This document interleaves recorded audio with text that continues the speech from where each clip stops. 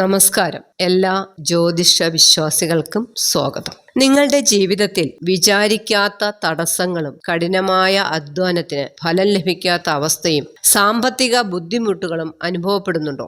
എന്നാൽ ശ്രദ്ധിക്കുക, 7.5 ശനിയുടെ അനുഭവങ്ങളാണ് ഇതൊക്കെ. എന്നാൽ 2026 ജൂലൈ 27 മുതൽ ഡിസംബർ 11 വരെയുള്ള 138 ദിവസങ്ങൾ നിങ്ങളെ സംബന്ധിച്ച് ശനി ഭഗവാൻ തന്റെ വക്രഗതിയിൽ സഞ്ചരിക്കാൻ പോവുകയാണ്. അതിൽ 3 രാശിയിൽപ്പെട്ട 8 നക്ഷത്രക്കാർക്ക് നിങ്ങളുടെ ജീവിതത്തിൽ വലിയ മാറ്റങ്ങൾ, നല്ല അനുഭവങ്ങൾ കൂടി വരാനായിട്ട് പോകുന്നു. പലരും വിചാരിക്കുന്നത് വക്രഗതി എന്നാൽ കടുത്ത ദോഷങ്ങൾ എന്നാണ്. ഈ വക്രഗതി കാലത്ത് ഈ 3 രാശിയിൽപ്പെട്ട നക്ഷത്രക്കാർക്ക് വലിയ ചില ഗുണഫലങ്ങളും ഭാഗ്യങ്ങളുമാണ് വരാൻ പോകുന്നത്. നിങ്ങൾ ഇതുവരെ അനുഭവിച്ചു കൊണ്ടിരിക്കുന്ന 7.5 ശനി ദോഷങ്ങളിൽ നിന്നും ഒരു മോചനമാണ് ഈ ദിവസങ്ങളിൽ നിങ്ങൾക്ക് കിട്ടാനായിട്ട് പോകുന്നത്. ജ്യോതിഷത്തിലെ ഏറ്റവും കൂടുതൽ ഭയത്തോടെ ആളുകൾ കേൾക്കുന്ന ഒന്നാണ് 7.5 ശനി എന്നുള്ളത്. എന്നാൽ എന്താണ് യഥാർത്ഥത്തിൽ 7.5 ശനി?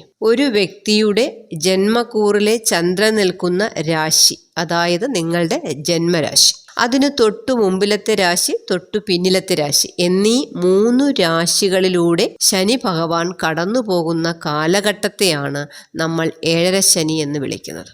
ഇപ്പോൾ ജന്മശനി അനുഭവിക്കുന്നത് മീനൻ രാശിയിൽപ്പെട്ട നക്ഷത്രക്കാരാണ്. അപ്പോൾ തൊട്ട് മുമ്പിലും പിമ്പിലും മേടൻ രാശി, കുംഭൻ രാശി, അങ്ങനെ ഈ 3 രാശിയാണ് 7.5 ശനിയുടെ ദുരിതങ്ങൾ അല്ലെങ്കിൽ ബുദ്ധിമുട്ടുകൾ അനുഭവിച്ച് വരുന്നത്.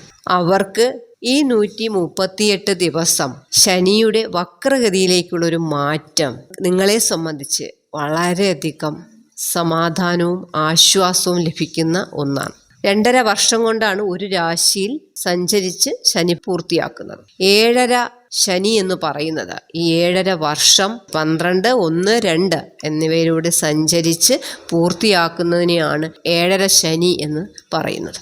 നമ്മൾ പലരും വിചാരിക്കുന്നത് ശനി നമ്മളെ നശിപ്പിക്കാൻ വരുന്ന ഒരു ഗ്രഹമാണ് എന്നാണ്. എന്നാൽ ശനി ഭഗവാൻ നീതിയുടെ ദേവനാണ്. നമ്മൾ ചെയ്യുന്ന കർമ്മങ്ങളുടെ ഫലം കൃത്യമായി തരുന്ന ഒരു മികച്ച ഗുരുവാണ് അദ്ദേഹം. അഹങ്കാരം മാറ്റാനും ജീവിതത്തിലെ യാഥാർത്ഥ്യങ്ങൾ പഠിപ്പിക്കാനും ആത്മീയമായി നമ്മളെ ശുദ്ധീകരിക്കാനുമാണ് ശനി ഭഗവാൻ ഈ കാലയളവിൽ ശ്രദ്ധിക്കുന്നത്.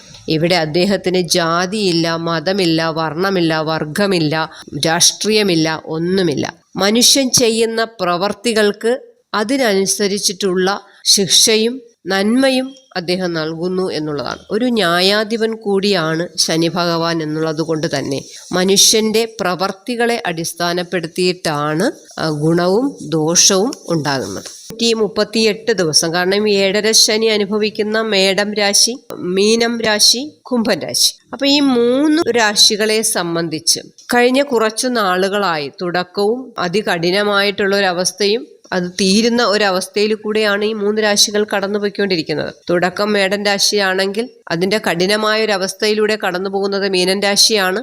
ഒടുക്കം അവസാനത്തിലൂടെ കടന്നു പോകുന്നത് കുംഭൻ രാശിയാണ്. ഇത് 3 രാശിക്കാർക്കും വ്യത്യസ്തമായിട്ടുള്ള 7.5 ശനിയുടെ ദോഷഫലങ്ങൾ അനുഭവിച്ചു വരികയാണ്. വളരെയധികം ആശ്വാസകരമായിട്ടുള്ള ഈ ഒരു വക്രഗതിയിലേക്കുള്ള ഒരു മാറ്റം ആശ്വസിക്കാൻ വക നൽകുന്ന ഗുണഫലങ്ങൾ നൽകുന്നുണ്ട്. അതിന് നമ്മൾ അനുവർത്തിക്കേണ്ട ചില കാര്യങ്ങളുമുണ്ട്. നിങ്ങളുടെ നക്ഷത്രം കമന്റ് ചെയ്യണം. ഞങ്ങളുടെ പ്രാർത്ഥനയിൽ എപ്പോഴും നിങ്ങൾ ഉണ്ടാകും. ആദ്യം പറയുന്നത് കുംഭൻ രാശിയാണ്. കുംഭൻ രാശിയിലെ നക്ഷത്രങ്ങളെന്ന് പറയുന്നത് അവിട്ടത്തിന്റെ അവസാന പകുതി, ചതയം, പൂരുരുട്ടാതി, മുക്കാൽ നക്ഷത്രക്കാരാണ് കുംഭൻ രാശിയിൽ ഉൾപ്പെടുന്നത്. കുംഭക്കൂറുകാർക്ക് 7.5 ശനി അതിന്റെ അവസാന ഘട്ടത്തിലാണ് നിൽക്കുന്നത്. വക്രഗതി വരുന്നതോടെ കഴിഞ്ഞ കുറേ വർഷങ്ങളായി അനുഭവിച്ച കടുത്ത ദുരിതങ്ങൾക്ക് വലിയൊരു ശമനമാണ് ഉണ്ടാകാനായിട്ട് പോകുന്നത്. നിങ്ങളുടെ ജോലി സ്ഥലത്ത് ഉണ്ടായിരുന്ന കടുത്ത തടസ്സങ്ങളും മാനസിക പീഡനങ്ങളും അവസാനിക്കുന്ന ഒരു സമയം കൂടിയാണ് ഈ 138 ദിവസം എന്ന് പറയുന്നത്. പുതിയ ഉത്തരവാദിത്തങ്ങളെ നിങ്ങളെ തേടി വരുന്ന ഒരു കാലഘട്ടം. തൊഴിലില്ലാതെ അലഞ്ഞവർക്ക് അനുയോജ്യമായ ജോലി ലഭിക്കുന്ന ഒരു സമയം കൂടിയാണ്. വളരെ കാലമായി മറ്റുള്ളവർക്ക് കൊടുത്തു തിരികെ കിട്ടാതിരുന്ന പണം കൈകളിൽ വന്നു ചേരും. കടബാധ്യതകൾ ഒരു പരിധിവരെ നിങ്ങൾക്ക് തീർക്കാനായിട്ട് സാധിക്കുന്ന ഒരു സമയം കൂടിയാണ് ഈ വക്രഗതിയിലേക്കുള്ള ശനിയുടെ മാറ്റം. വിട്ടുമാറാത്ത മാനസിക സമ്മർദ്ദങ്ങളിൽ നിന്ന് മോചനം ലഭിക്കും. കാലുകൾക്കും സന്ധികൾക്കും ഉണ്ടായിരുന്ന വേദനകൾക്ക് വലിയൊരു ആശ്വാസം ലഭിക്കുന്ന സമയം കൂടിയാണ്. ദാമ്പത്യത്തിൽ ഉണ്ടായിരുന്ന അകൽച്ച മാറി പരസ്പരം ധാരണയും സമാധാനവും തിരികെ വരുന്ന ഒരു സമയമാണ്. കുംഭൻ രാശിയിൽപ്പെട്ട അവിട്ടത്തിന്റെ അര, ചതയം, പുരുരുട്ടാതി മുക്കാൽക്കാരെ സംബന്ധിച്ച് നിങ്ങളുടെ ജീവിതത്തിൽ നല്ലൊരു മാറ്റമാണ് ഈ ശനിയുടെ വക്രഗതിയിലേക്കുള്ള ഒരു മാറ്റം നിങ്ങൾക്ക് നൽകുന്നത്. രണ്ടാമത് മീനം രാശിയാണ്. മീനം രാശിയുടെ ജന്മത്തിലാണ് ശനി നിൽക്കുന്നത്. കുറച്ചു കടുത്ത ജീവിത അനുഭവങ്ങളിലൂടെയും ദോഷകരമായിട്ടുള്ള കാര്യങ്ങളിലൂടെയാണ് മീനൻ രാശി കടന്നുപോയിക്കൊണ്ടിരിക്കുന്നത്. ആ മീനൻ രാശിയെ സംബന്ധിച്ച് ശനിയുടെ ഈ വക്രഗതിയിലേക്കുള്ള ഒരു മാറ്റം നിങ്ങൾക്ക് വലിയൊരു ആശ്വാസം തന്നെയാണ് നൽകുന്നത്. പൂരുരുട്ടാതി അവസാന കാൽഭാഗം, ഉത്രട്ടാതി, രേവതി എന്നീ നക്ഷത്രക്കാരാണ് മീനൻ രാശിയിൽ ഉൾപ്പെടുന്നത്. ജന്മ ശനിയിലാണ് നിൽക്കുന്നത്. പക്ഷേ ഈ വക്രഗതിയിലേക്കുള്ള ഒരു മാറ്റം നിങ്ങളെ സംബന്ധിച്ച് വലിയ ഒരു ആശ്വാസം തന്നെയാണ് നൽകുന്നത്. ശനിയുടെ കാഠിന്യം കുറയുന്നതിനാൽ നിങ്ങൾക്ക് അതിൻ്റെ ഗുണഫലങ്ങളും ലഭിക്കും. മുടങ്ങിക്കിടന്ന ബിസിനസ് പ്രോജക്റ്റുകൾ പുനരാരംഭിക്കാനായിട്ട് മീനം രാശിക്കാർക്ക് കഴിയും. നിയമപരമായിട്ടുള്ള തടസ്സങ്ങൾ നേരിട്ടിരുന്നവർക്ക് അനുകൂലമായിട്ടുള്ള കോടതി വിധികൾ ഉണ്ടായേക്കാവുന്ന ഒരു കാലയളവ് കൂടിയാണ് ഈ ശനിയുടെ വക്രഗതിയിലേക്കുള്ള ഒരു മാറ്റം. മറ്റൊന്ന്, മുമ്പുണ്ടായിരുന്ന അനാവശ്യ ഭയവും എപ്പോഴും തോന്നിയിരുന്ന നെഗറ്റീവ് ചിന്തകളും മാറി മനസ്സിന് വലിയ ധൈര്യവും ആത്മവിശ്വാസവും കൈവരുന്ന ഒരു സമയം കൂടിയാണ്. വിദ്യാർത്ഥികൾക്ക് പഠനത്തിലുണ്ടായ ശ്രദ്ധക്കുറവ് മാറി പരീക്ഷകളിൽ മികച്ച വിജയം നേടാൻ നിങ്ങൾക്ക് ഈ വക്രഗതി കാലം നിങ്ങളെ സഹായിക്കും. മറ്റൊന്ന്, ആത്മീയമായിട്ടുള്ള വളർച്ചയാണ്. ഈശ്വരചിന്ത കൂടുന്നതിലൂടെ ജീവിതത്തിൽ ശരിയായ തീരുമാനങ്ങൾ എടുക്കാനും തെറ്റായ കൂട്ടുകെട്ടുകളിൽ നിന്ന് ഒഴിഞ്ഞു മാറാനും മീനൻ രാശിയിൽപ്പെട്ട നക്ഷത്രക്കാർക്ക് സാധിക്കും. അടുത്തത് മേടം രാശിയാണ്. അശ്വതി, ഭരണി, കാർത്തിക കാൽഭാഗമാണ് മേടക്കൂറിൽപ്പെടുന്ന നക്ഷത്രക്കാർ എന്ന് പറയുന്നത്. മേടക്കൂറുകാർക്ക് ഏഴര ശനി ആരംഭിക്കുന്ന ഒരു സമയമാണ്. ശനി 12ാം ഭാവത്തിൽ നിൽക്കുമ്പോഴാണ് ഈ വക്രഗതി നിങ്ങൾക്ക് വരുന്നത്. ഇത് മേടക്കൂറുകാരെ സംബന്ധിച്ച് പ്രതീക്ഷിക്കാത്ത വലിയ ചില നേട്ടങ്ങൾ നിങ്ങളെ തേടി വരും. നേട്ടങ്ങൾ നിങ്ങൾക്ക് കിട്ടുന്ന ഒരു സമയമാണ്. ദോഷങ്ങളുടെ തീവ്രത കുറയും എന്നുള്ളതാണ്. ഏഴരശനി തുടക്കത്തിലുണ്ടാകുന്ന കടുത്ത അലച്ചിലുകൾക്കും സാമ്പത്തിക നഷ്ടങ്ങൾക്കും ഈ വക്രഗതിയിലെ ഈ മാറ്റം, ഈ ദിവസങ്ങൾ, ഈ 138 ദിവസങ്ങളെന്ന് പറയുന്നത് നിങ്ങളെ സംബന്ധിച്ച് വളരെയധികം നേട്ടങ്ങൾ ഉണ്ടാകുന്ന ഒരു സമയമാണ്. നഷ്ടപ്പെട്ടു പോയ പണം അല്ലെങ്കിൽ വഞ്ചിക്കപ്പെട്ട സ്വത്തുക്കൾ തിരികെ പിടിക്കാൻ നിങ്ങൾക്ക് സാധിക്കും. അനാവശ്യമായിട്ടുള്ള ചെലവുകൾ കൃത്യമായി നിയന്ത്രിക്കാൻ ഈ ഒരു ധനകാര്യ ആസൂത്രണം തന്നെ നിങ്ങൾക്ക് നടത്താനായിട്ട് കഴിയുന്ന ദിവസങ്ങളാണ് മേടരാശിയെ സംബന്ധിച്ച് വരാനായിട്ട് പോകുന്നത്. അതുപോലെ വിദേശത്ത് പോകാൻ ആഗ്രഹിക്കുന്നവർക്ക് വിസ സംബന്ധമായോ പാസ്പോർട്ട് സംബന്ധമായോ ഉണ്ടായിരുന്ന എല്ലാ തടസ്സങ്ങളും നീങ്ങി യാത്ര സഫലമാകുന്ന ഒരു സമയമാണ്. കുടുംബത്തിലോ സുഹൃത്തുക്കൾക്കിടയിലോ ഉണ്ടായിരുന്ന പഴയ അകൽച്ചകളും തർക്കങ്ങളും ഒത്തുതീർപ്പിലെത്തുകയും ബന്ധങ്ങൾ കൂടുതൽ ദൃഢമാവുകയും ചെയ്യുന്ന ഒരു സമയമാണ് മേടം രാശിയിൽപ്പെട്ട നക്ഷത്രക്കാരെ സംബന്ധിച്ച് ശനിയുടെ വക്രഗതിയിലേക്കുള്ള ഈ മാറ്റം. ഏഴര ശനി അനുഭവിക്കുന്ന സ്ത്രീകൾ കുറച്ചുകൂടി ചില കാര്യങ്ങൾ ശ്രദ്ധിക്കേണ്ടതുണ്ട്. അത് കുടുംബാംഗങ്ങളുമായോ അയൽക്കാരുമായിട്ടൊക്കെ സംസാരിക്കുമ്പോൾ പരമാവധി ക്ഷമ പാലിക്കുക. ചെറിയ വാക്കേറ്റങ്ങൾ വലിയ കലഹങ്ങളിലേക്കും മാനസിക വിഷമങ്ങളിലേക്കും നയിക്കാൻ ശനിയുടെ സ്വാധീനം ചിലപ്പോൾ കാരണമാകും. അനാവശ്യമായിട്ടുള്ള തർക്കങ്ങളിൽ നിന്നും പരമാവധി ഒഴിവായിട്ട് നിൽക്കുന്നത് വളരെ നന്നായിരിക്കും. അതുപോലെ തന്നെ സ്ത്രീജന്യമായിട്ടുള്ള ചില ആരോഗ്യ പ്രശ്നങ്ങൾ, വിളർച്ച, എല്ലുകളുടെ തേയ്മാനം, വിട്ടുമാറാത്ത തലവേദന എന്നിവയൊക്കെ ഉണ്ടായാൽ ഒട്ടും അവഗണിക്കരുത്. കൃത്യസമയത്ത് വൈദ്യസഹായം തേടുക.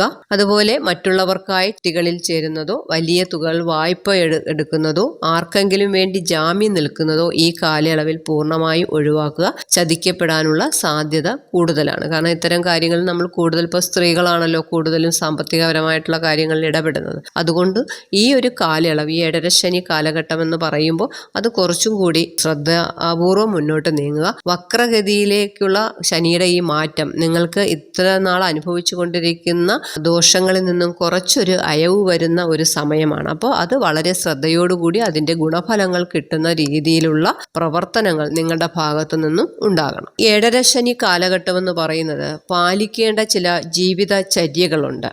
ശനി ഭഗവാൻ പ്രസാദിക്കണമെങ്കിൽ ജീവിതത്തിൽ നമ്മൾ ചില ചിട്ടകൾ കൊണ്ടുവരേണ്ടതായിട്ടുണ്ട്. അത് അഹങ്കാരം പൂർണ്ണമായി ഒഴിവാക്കുക എന്നുള്ളത് തന്നെയാണ്. ശനി ഭഗവാന് ഒട്ടും ഇഷ്ടമില്ലാത്ത ഒരു കാര്യമാണ് ദാക്ഷിണ്യമില്ലായ്മയും. എത്ര വലിയ നിലയിലെത്തിയാലും എളിമയോടെ നമ്മൾ പെരുമാറുക, വിനയത്തോടുകൂടി പെരുമാറാനായിട്ട് നമ്മൾ ശീലിക്കണം. ലഹരി പദാർത്ഥങ്ങൾ വർജിക്കുക എന്നുള്ളതാണ് ഈ കാലഘട്ടത്തിൽ ഏറ്റവും നന്നായി പാലിക്കേണ്ട കാര്യങ്ങൾ. അപ്പോൾ മദ്യം, പുകയില തുടങ്ങിയ ശീലങ്ങളുള്ളവർ ഈ കാലയളവിൽ അതൊക്കെ ഉപേക്ഷിക്കണം. കാരണം ഇത്തരം ശീലങ്ങൾ ശനികോപം ഇരട്ടിയാക്കാനായിട്ട് സഹായിക്കുകയുള്ളൂ. മറ്റൊന്ന് സത്യസന്ധത പുലർത്തുക എന്നുള്ളതാണ്. ജോലിസ്ഥലത്തോ ബിസിനസ്സിലോ യാതൊരുവിധ കള്ളത്തരങ്ങളും കൃത്രിമത്വവും കാണിക്കരുത്. കഠിനാധ്വാനത്തിന് മാത്രമേ ശനി ഫലം നൽകൂ. അതുപോലെ വഴിയിൽ കാണുന്ന അശരണരെയോ ഭിക്ഷാടകരെയോ പ്രായമായവരെയോ പരിഹസിക്കരുത്. അവരെ നമ്മളാൽ കഴിയുന്ന രീതിയിൽ സഹായിക്കുക. അതുപോലെ തന്നെ പക്ഷിമൃഗാദികൾക്ക് ആഹാരവും വെള്ളവും നൽകുന്നത് വളരെ നല്ല കാര്യമാണ്. ഈ ജീവിതത്തിൽ എന്ത് ദോഷങ്ങളുണ്ടെങ്കിലും അവയുടെ കാഠിന്യം കുറഞ്ഞ് ഇരിക്കാനായിട്ട് അത് കാരണമാകും. അപ്പോൾ അവയോടൊക്കെ വളരെ സ്നേഹത്തോടു കൂടി അവർക്ക് നമ്മുടെ കയ്യിലുള്ള ഒരു ചെറിയ ആഹാരമാണെങ്കിലും അവർ കയ്യിലുള്ളത് അവർക്ക് നൽകുക. സ്നേഹത്തോടെ പെരുമാറുക എന്നുള്ളതാണ് നമ്മുടെ സ്വഭാവത്തിൽ ഉള്ള മാറ്റം തന്നെയാണ് ശനി കാലഘട്ടത്തിൽ മനുഷ്യനെ മനുഷ്യനാക്കി മാറ്റുന്ന ഒരു സമയമാണ്. പ്രവർത്തികളും നന്നായിരിക്കുക എന്നുള്ളത് തന്നെയാണ് ശനി ഭഗവാന്റെ അനുഗ്രഹം കിട്ടാനുള്ള ഏക മാർഗവും. ലളിതമായിട്ടുള്ള ചില പരിഹാര മാർഗങ്ങളും നിങ്ങൾക്ക് ചെയ്യാവുന്നതാണ്. ശനിയാഴ്ച വ്രതം എടുക്കുക എന്നുള്ളതാണ് ശനി ഭഗവാനെ തൃപ്തിപ്പെടുത്താവുന്ന പ്രാർത്ഥനയും പ്രവൃത്തിയും നന്നായിരിക്കുക എന്നുള്ളതാണ്. അതാണ് ഏറ്റവും വലിയ കാര്യം. അപ്പോൾ ശനിയാഴ്ചകളിൽ പൂർണ്ണമായിട്ട് സദ്ഗുണങ്ങളോടെ വ്രതം അനുഷ്ഠിക്കുക. മാംസാഹാരം പൂർണ്ണമായിട്ട് ഒഴിവാക്കുക. എല്ലാ ശനിയാഴ്ചകളിലും ശ്രീശാസ്താ ക്ഷേത്രങ്ങളിലോ ദർശനം നടത്തുകയും പ്രാർത്ഥിക്കുകയും ചെയ്യുക. നീരാഞ്ജനം, എള്ളുതിരി ശനിയാഴ്ചകളിൽ ശാസ്താ ക്ഷേത്രത്തിലോ ഹനുമാൻ ക്ഷേത്രത്തിലോ ദർശനം നടത്തി എള്ളുകിഴി സമർപ്പിക്കുക. അല്ലെങ്കിൽ എള്ളുതിരി കത്തിച്ച് പ്രാർത്ഥിക്കുക. വീട്ടിലും എള്ളുതിരി കത്തിച്ച് നിങ്ങൾക്ക് പ്രാർത്ഥിക്കാവുന്നതാണ്. എല്ലാവർക്കും ചിലപ്പോൾ പോകാൻ പറ്റിയെന്ന് വരില്ല. അങ്ങനെയുള്ളവർക്ക് അങ്ങനെയും ചെയ്യാം. മറ്റൊന്ന്, ദിവസവും ഹനുമാൻ ചാലിസ ജപിക്കുന്നത് ശനിദേവന്റെ കടുത്ത കോപത്തിൽ നിന്ന് നിങ്ങളെ സംരക്ഷിക്കും. അതുപോലെ കറുത്ത വസ്ത്രം, എള്ള് എന്നിവ ദാനം ചെയ്യുന്നതും പാവപ്പെട്ടവർക്ക് അന്നദാനം നടത്തുന്നതും ശനി ഭഗവാനെ പ്രീതിപ്പെടുത്താനുള്ള മാർഗമാണ്. ഇതൊക്കെ നമുക്ക് ചെയ്യാൻ പറ്റുന്ന തരത്തിൽ നമ്മുടെ സാമ്പത്തിക ചുറ്റുപാടുകൾക്കനുസരിച്ച് ചെറിയ ചെറിയ കാര്യങ്ങൾ, ചെറിയ ചെറിയ നന്മകൾ നമുക്ക് എപ്പോഴും ചെയ്യാവുന്നതേ ഉള്ളൂ. അത്തരം കാര്യങ്ങൾ ഭക്തിപൂർവം ദയാപൂർവം ഇത്തരം കാര്യങ്ങൾ നിങ്ങൾ ചെയ്യുക. ഇവിടെ പറഞ്ഞ ഫലങ്ങളെന്ന് പറയുന്നത് എല്ലാം ത്രിപഞ്ചാംഗം അനുസരിച്ചുള്ള പൊതുവായ ചില രാശിഫലങ്ങൾ മാത്രമാണ് പറഞ്ഞത്. എന്നാൽ ഒരു വ്യക്തിയുടെ ജീവിതത്തിൽ ഇത് 100% അതുപോലെ നടക്കണമെന്നില്ല. കാരണം നിങ്ങളുടെ വ്യക്തിഗത ജാതകം ഇതിൽ വലിയ ഒരു പങ്ക് വഹിക്കുന്നുണ്ട്. നിങ്ങളുടെ ജാതകത്തിൽ ഇപ്പോൾ നടക്കുന്ന ശുഭഗ്രഹങ്ങളുടെ ദശയാണെങ്കിൽ 7.5 ശനി തരുന്ന ദോഷങ്ങൾ വളരെ കുറവായിരിക്കും. വക്രഗതിയുടെ ഗുണങ്ങൾ ഇരട്ടിയായി അനുഭവപ്പെടുകയും ചെയ്യും. എന്നാൽ ജാതകത്തിൽ ശനി ദോഷസ്ഥാനത്താവുകയും മോശം ദശ നടക്കുകയുമാണെങ്കിൽ ദോഷങ്ങളുടെ തീവ്രത കൂടിയേക്കാം. അതുകൊണ്ട് കൃത്യമായ ഫലം അറിയാനും അനുയോജ്യമായ പരിഹാരങ്ങൾ ചെയ്യാനും ഒരു നല്ല ജ്യോത്സ്യനെ കണ്ട് സ്വന്തം ജാതകം പരിശോധിച്ച് ഗ്രഹനില വിലയിരുത്തേണ്ടത് വളരെ അനിവാര്യമാണ്. അത് ശ്രദ്ധിക്കുക. ശനി ഭഗവാൻ ഒരു കഠിന ഹൃദയനല്ല. ഭക്തജനങ്ങളെ അല്ലെങ്കിൽ നമ്മെ തെറ്റുകളിൽ നിന്നും മാറ്റി ശുദ്ധീകരിക്കുന്ന ഒരു ദൈവമാണ്. ഈശ്വരവിശ്വാസത്തോടെയും പ്രാർത്ഥനയോടെയും നല്ല കർമ്മങ്ങളോടെയും മുന്നോട്ട് പോയാൽ ഈ 138 ദിവസത്തെ വക്രഗതി കാലവും നിങ്ങൾക്ക് വിജയകരമായി മറികടക്കാനായിട്ട് സാധിക്കും. വലിയ നേട്ടങ്ങൾ നിങ്ങളുടെ ജീവിതത്തിൽ ഉണ്ടാകും. ഈ വീഡിയോ നിങ്ങൾക്ക് ഉപകാരപ്രദമായെങ്കിൽ ദയവായി ലൈക്ക് ചെയ്യുക. നിങ്ങളുടെ സുഹൃത്തുക്കൾക്കും ബന്ധുക്കൾക്കും ഷെയർ ചെയ്യുക. എല്ലാവർക്കും ശനീശ്വരൻ്റെ ഈ 7.5 വർഷം വളരെ ഗുണപ്രദമായിട്ട് തന്നെ കടന്നു പോകാൻ ശനീശ്വരൻ്റെ അനുഗ്രഹം നിങ്ങൾക്ക് എല്ലാവർക്കും ഉണ്ടാകട്ടെ എന്ന് ഒരിക്കൽ കൂടി പ്രാർത്ഥിച്ചുകൊണ്ട് നിർത്തുന്നു. നന്ദി, നമസ്കാരം.